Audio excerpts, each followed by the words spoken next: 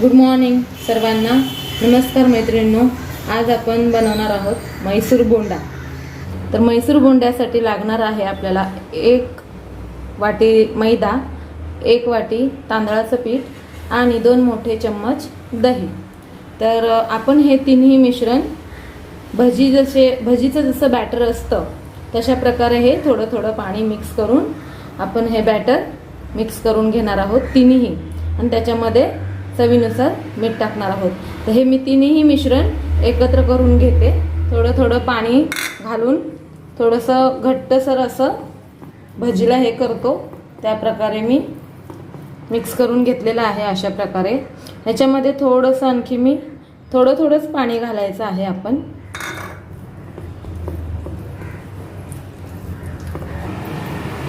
थोडं मीठ जाणार आहे.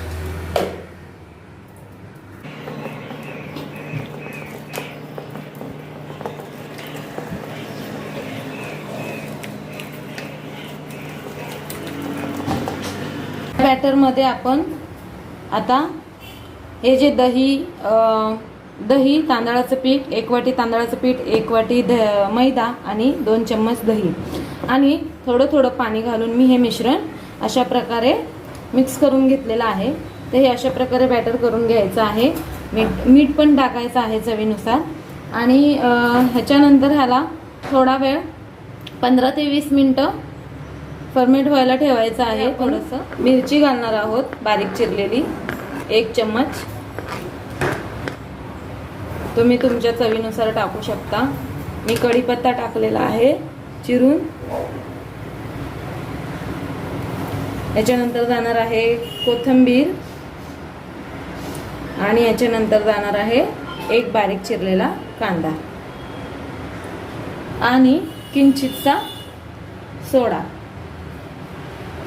त्याच्यामध्ये आपण किंचित खायचा सोडा टाकल्यानंतर हे सगळं मिश्रण एकत्र करून छान घ्यायचं आहे.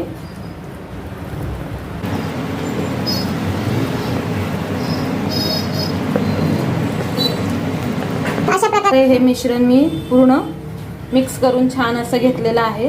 हे मी साईडला ठेवते. आता आपण चटणीची सुरुवात करूया. आता चटणी बनवणार आहोत.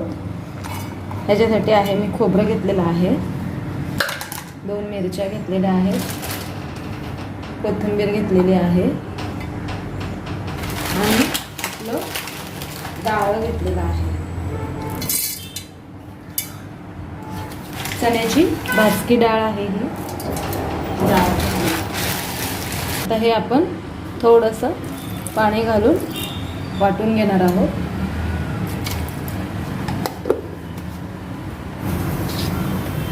आपल्या चटणीमध्ये थोडंसं चवीनुसार मीठ जाणार आहे.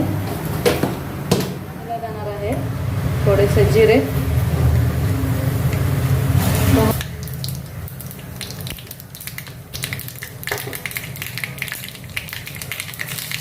कढीपत्ता. फोडणी अशी छान तरतरली की आपण या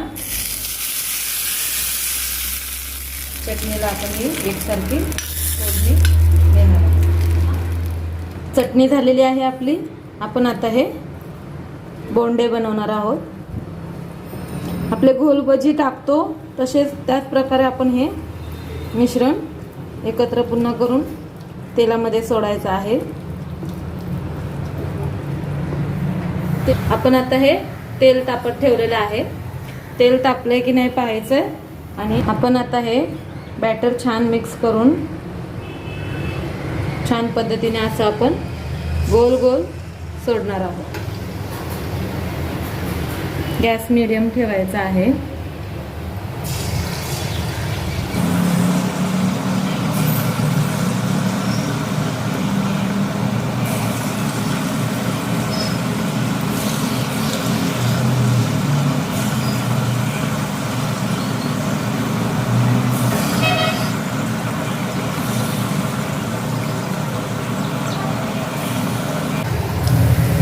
अशा प्रकारे आपले हे असे गोल गोल म्हैसूर बोंडे तयार होतात आहे. आपण हे परतवून घेणार आहोत. तर अशा प्रकारे आपला म्हैसूर बोंडा तयार आहे. हा म्हैसूर बोंडा तुम्ही खोबऱ्याच्या चटणीसोबत किंवा मेयोनीज आणि टोमॅटो सॉससोबत खाऊ शकता. तर झटपट असा आपला नाश्ता तयार आहे.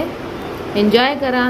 थँक्यू. लाईक करा, सबस्क्राईब करा, शेअर करा, कमेंटमध्ये नक्की कळवा. थँक्यू.